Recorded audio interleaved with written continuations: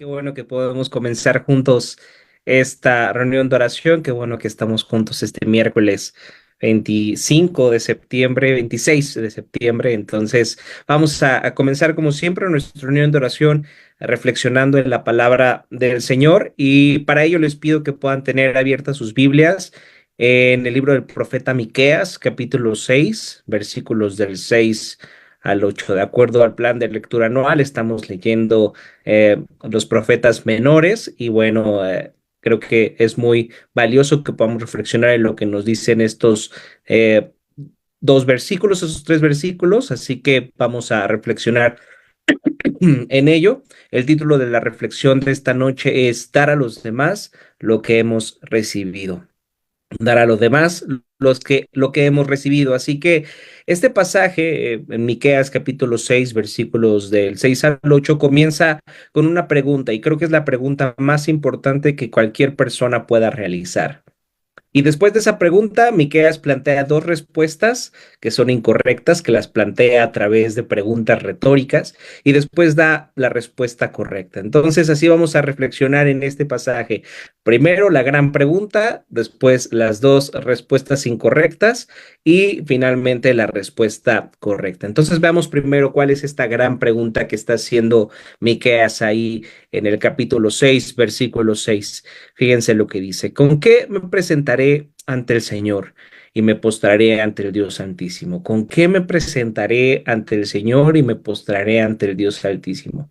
Presentarse ante Dios o ante cualquier persona en el contexto histórico del profeta Miqueas, en el contexto social y cultural de esa época, significaba entrar en una relación con esa persona. Cuando ustedes leen que la Biblia habla acerca de presentarse delante del rey, no simplemente es estar físicamente presente delante de él, sino es entablar una relación con el rey. Entonces, esto es realmente lo que está preguntando Miqueas. ¿Cómo es que puedo tener una relación con el Dios Altísimo? ¿Cómo es que puedo llegar ante su presencia? ¿Cómo puedo presentarme delante de él?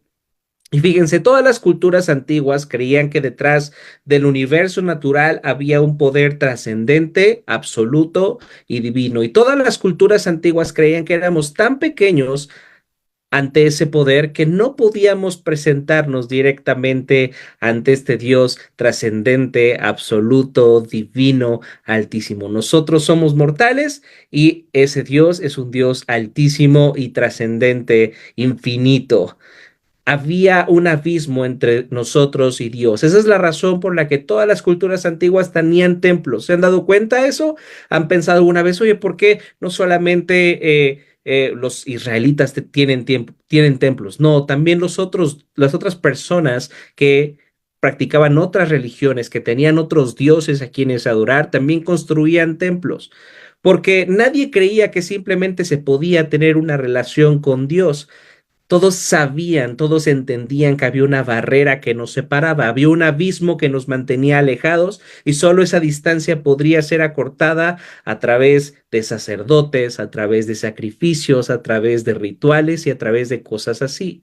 Entonces tenemos que reconocer que la sociedad en la que vivimos el día de hoy es la primera cultura en la historia del mundo que ha perdido por completo el sentido de esta distancia que existe entre el Dios trascendente y nosotros. Aunque la mayoría de las personas en nuestra sociedad, realmente hay muchas personas que ya no creen en la existencia de Dios, pero creo que aún la mayoría de las personas en el mundo creen que existe un Dios.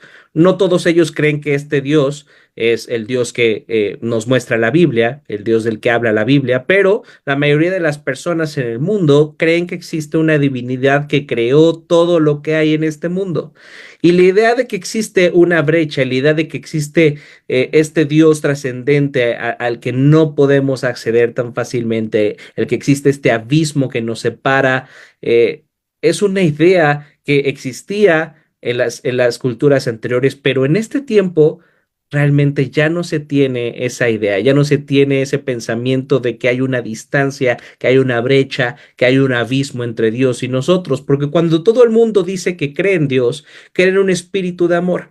Creen en un Dios con quien pueden hablar en cualquier momento, que los ama como son y que los acepta y que les ayuda.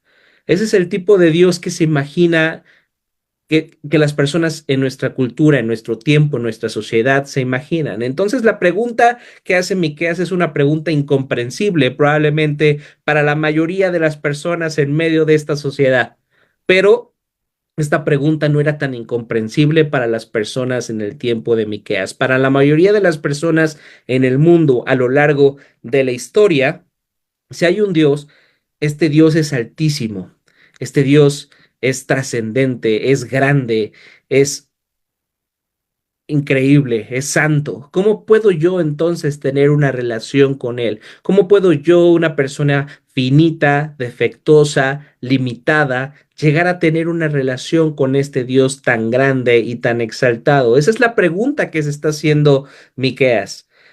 Pero lo primero que nos da Miqueas como respuesta son dos respuestas en forma de pregunta, que son realmente preguntas incorrectas, preguntas que la respuesta tendría que ser un no rotundo.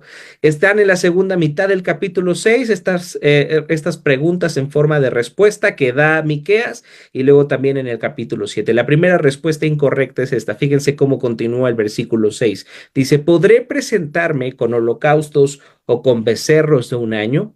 ¿Se complacerá el Señor con miles de carneros o con 10,000 arroyos de aceite?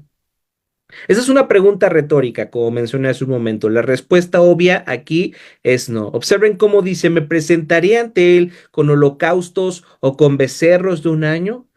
Y tenemos que entender que a veces cuando leemos un versículo no dimensionamos realmente lo que está diciendo el texto, porque tener becerros y luego de un año era algo muy caro en ese tiempo. Pero ahora imagínense no solamente un becerro de un año. ¿Qué dice ahí el texto? Tener miles de becerros. Eso sería algo impagable. Y luego dice 10,000 arroyos de aceite en nuestra moneda actual. Esto sería como miles de millones de pesos. Es como si el profeta estuviera diciendo que si la única forma de estar ante Dios, la única forma de tener una relación con Dios es trayendo toda la riqueza del mundo como holocausto. Eso es lo que está diciendo. ¿Podría toda la riqueza del mundo ser suficiente para que yo le entregue como holocausto ante Dios y entonces esta brecha, esta distancia que hay entre Él y yo pueda ser acortada? Y para entender mejor tenemos que definir qué es un holocausto. ¿Qué era un holocausto en los tiempos del Antiguo Testamento?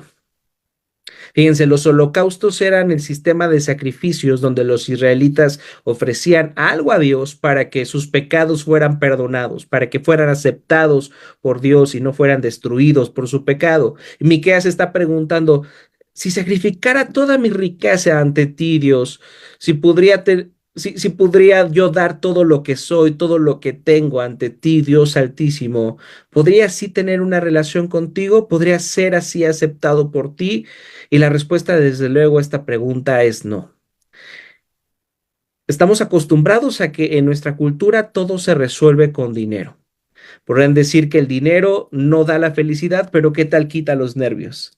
Estamos en una sociedad donde el dinero parece que puede comprar absolutamente todo, donde parece que el dinero puede resolver absolutamente todo, pero Miqueas nos dice, con Dios eso no te va a funcionar. Dios no es una persona a quien tú puedas comprar, a quien tú puedas sobornar a través de tus riquezas, a través de traer todo lo que tú tienes para que Él pueda aceptarte. Entonces continúa con la segunda respuesta equivocada en forma de pregunta retórica. Vean cómo continúa el versículo 7. ¿Ofreceré a mi primogénito por mi delito, al fruto de mis entrañas por mi pecado? Y esta es una pregunta que a algunas personas podría parecerles escandalosa, pero para entenderla mejor debemos recordar que en el sistema de sacrificios del Antiguo Testamento, cuando uno pecaba, cuando alguien hacía algo malo, se tenía que presentar una ofrenda por el pecado y entonces ese pecado era expiado. Ahora bien, si alguna vez has hecho algo malo en contra de alguien y tú tal vez te sientes tremendamente culpable por aquello que hiciste, ¿qué es lo que sueles hacer? ¿Qué es lo primero que sueles hacer? Tal vez te acerques a esa persona y le dices, ¿hay algo que pueda hacer para corregirlo? ¿Hay algo que pueda hacer para remediar esto que he hecho? ¿Hay algo que pueda hacer para expiar esto que te he hecho? Ahora bien, a veces si lo que has hecho a aquella persona es algo no tan grave, pues es probable que puedas remediar la situación. Pero si es algo increíblemente enorme, si es algo tal vez impagable, no hay forma en que puedas expiar lo que has hecho delante de esa persona, no hay forma en que puedas expiar tu pecado. Pero aquí Miqueas está diciendo, déjame proponerte algo, Señor. Tal vez mis riquezas no puedan hacer que yo pueda acercarme delante de ti, pero ¿qué tal si yo experimentara el dolor más grande que cualquier persona pudiera imaginar? ¿Qué tal si te entregara a mi hijo, a mi primogénito, para que muriera en mi lugar? ¿Hay algo más doloroso que eso, Dios? ¿Hay algo más terrible que eso, Dios? Y la respuesta a esta segunda pregunta retórica también es no. Miqueas nos está recordando aquí que incluso si nos sometiéramos voluntariamente a este tipo de dolor, a este tipo de sacrificio, tampoco sería suficiente para expiar nuestro pecado delante de Dios y traernos a una relación con Él. ¿Por qué no? ¿Por qué experimentar el dolor más grande como dar a un hijo, como dar a tu primer hijo, no sería suficiente para expiar nuestro pecado? No dar a un hijo y luego si es tu primer hijo, ¿no es un costo muy grande que pagar? ¿No es algo muy grande y valioso que ofrecer? ¿Por qué eso tan valioso y tan importante no podría cubrir mi pecado delante de Dios? Porque tenemos que entender que nuestro pecado contra un Dios infinito se convierte en una deuda infinita. Si tú y yo hemos pecado contra un Dios que es infinito, entonces nuestro pecado, nuestra deuda a pagar, se ha vuelto infinita, se ha vuelto impagable. Dios no solamente te ha creado, sino que te mantiene vivo a cada segundo. Lo que significa es que, en cierto sentido, le debes cada respiro a Dios. Le debes tu vida entera a Dios millones de veces. Nuestro pecado es demasiado grande para que podamos expiarlo, para que podamos ofrecer algo, para que pueda cubrir ese pecado. Por lo tanto, las dos respuestas incorrectas son, ¿existe alguna manera en la que yo pudiera simplemente entregar mi vida y vivir para ti, Dios? ¿Eso sería suficiente? No. Toda la riqueza del mundo no serviría como holocausto, como ofrenda ante ti, Dios. ¿Existe algún tipo de dolor que yo pudiera infligirme a mí mismo para poder expiar mi pecado delante de ti, que tú me perdones y que tú me aceptes? No, todo el dolor y la agonía personal del mundo no podrían expiar el pecado, no podrían expiar nuestra culpa.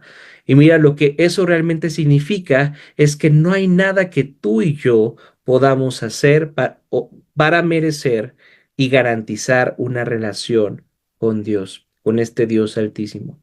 Así que todavía tenemos esta pregunta que se hizo Miqueas al principio del versículo 6. ¿Cómo podemos llegar a estar delante de este Dios altísimo y tener una relación? ¿Cómo es que eso puede ser posible? Y la respuesta correcta está en el versículo 8. Fíjense lo que dice. Él te ha mostrado, oh mortal, lo que es bueno. ¿Y qué es lo que espera de ti el Señor? Practicar la justicia, amar la misericordia y caminar humildemente ante Dios. Fíjense esto. Si leemos este texto rápidamente, podemos pensar que la conclusión es, no seas una persona religiosa, no tienes que hacer todas esas ofrendas y cosas así para tener una relación con Dios. Simplemente intenta vivir una buena vida, intenta ser una buena persona, ya sabes, sé misericordioso, ora de vez en cuando, lee tu Biblia y camina humildemente ante tu Dios. ¿Ya están listos para realmente hacer todo lo que se necesita para estar delante de Dios? ¿Qué les parece si terminamos aquí la reflexión y la enseñanza es que tenemos que intentar vivir una buena vida, intentar ser buenas personas, intentar ser misericordiosos en cuanto podamos, leer nuestra Biblia, orar de vez en cuando y caminar humildemente ante Dios? ¿Ya están listos para entrar en esta relación con Dios que tanto quería Miqueas, que tanto se preguntaba Miqueas, cómo es que puedo entrar en una relación contigo? Fíjense, esta no es la respuesta. Si llegamos a esta conclusión, realmente no estamos entendiendo el contexto de este versículo y de hecho no estamos entendiendo el contexto de toda la Biblia en sí. porque llegar a esta conclusión es negar uno de los mensajes principales de todo el Antiguo Testamento, de toda la Biblia. Necesitamos expiar nuestro pecado, necesitamos que alguien tome nuestro lugar y muera para que nosotros podamos ser perdonados. Las respuestas incorrectas que acabamos de reflexionar, acabamos de analizar en el versículo 6 y en el versículo 7, son solo una demostración de que no hay nada en este mundo que pueda morir por nosotros o que podamos ofrecer o que podamos entregar para que nuestro pecado sea perdonado. Necesitamos algo fuera de este mundo. Necesitamos algo tan infinito como Dios para que pueda saldar mi deuda infinita que tengo con Él. Necesito algo tan infinito como Dios para poder saldar mi deuda ante Él y entonces poder tener una relación con Él y entonces poderme presentar delante de Él. Y eso es justo lo que pasó. Y eso es justo lo que tú y yo hemos recibido. Dios mismo vino a este mundo a salvarnos en la persona de Jesús. Nosotros no podemos entregar nuestro hijo primogénito para saldar nuestra deuda. Aunque experimentáramos ese dolor tan terrible, eso no sería suficiente para pagar nuestra deuda. Pero Dios sí entregó a su Hijo primogénito. Dios sí entregó a Cristo para pagar por nuestro pecado. Nuestra deuda es tan grande que solamente el Dios infinito podría saldar esa deuda. Gracias a la obra de Cristo es que tú y yo podemos es que tú y yo podemos entrar en una relación con el Dios Altísimo. Cristo es quien quita la brecha entre Dios y nosotros. Ahora, ¿cómo es que Cristo expió nuestro pecado para que ahora podamos nosotros tener esta relación con Dios? Si expiar nuestro pecado es algo tan difícil que ni todo el dinero de este mundo podría saldar esa deuda, ni un sufrimiento terrible podría saldar esa deuda. ¿Qué fue lo que hizo Cristo para que tú y yo ahora podamos tener esta relación con Dios? Fíjense cómo al final del versículo 8 dice, practiquen la justicia, amen la misericordia y anden humildemente ante Dios. Y anden humildemente ante Dios, perdón. Esa es la versión del Antiguo Testamento de la ley de Dios. Es la versión del Antiguo Testamento del resumen de la ley de Dios. Jesús en el Nuevo Testamento dijo, yo puedo resumir toda la ley de Dios en dos grandes mandamientos. Y todo se reduce a eso. Ama a Dios con todo tu corazón, con toda tu mente, con todas tus fuerzas. Camina humildemente ante tu Dios y ama a tu prójimo como a ti mismo. Practica la justicia y ama la misericordia. ¿Cómo les va con eso? ¿Cómo les va amando a Dios con toda su mente, con todas sus fuerzas, con todo su corazón? ¿Cómo les va amando a su prójimo como ustedes mismos? ¿Realmente ustedes aman a Dios con toda su mente, con todo su corazón, con todas sus fuerzas? ¿Realmente aman a su prójimo como ustedes mismos?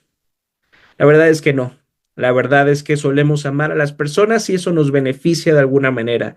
Y si alguien no hace lo que nosotros queremos, si alguien nos decepciona, nos es muy difícil amar, perdonar y servir a esa persona. La realidad del corazón humano es que no solemos amar a nuestro prójimo más que a nosotros mismos. Si a alguien se le ocurre meterse con nosotros, si a alguien se le ocurre hacer algo en contra de nosotros, entonces esa persona debe de pagar lo que me hizo.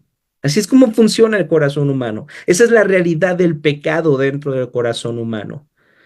Tú y yo no podemos saldar esa deuda. Tú y yo no podemos cumplir esa ley. Esa ley nos condena. Jesús, siempre que habló acerca de la ley, siempre que habló del resumen de la ley, lo hizo para mostrarnos que tú y yo no podemos cumplir con esa ley, que tú y yo no podemos cumplir con estos dos simples mandamientos que suenan tan simples, pero que al mismo tiempo son tan difíciles de hacer y que al mismo tiempo nos condenan.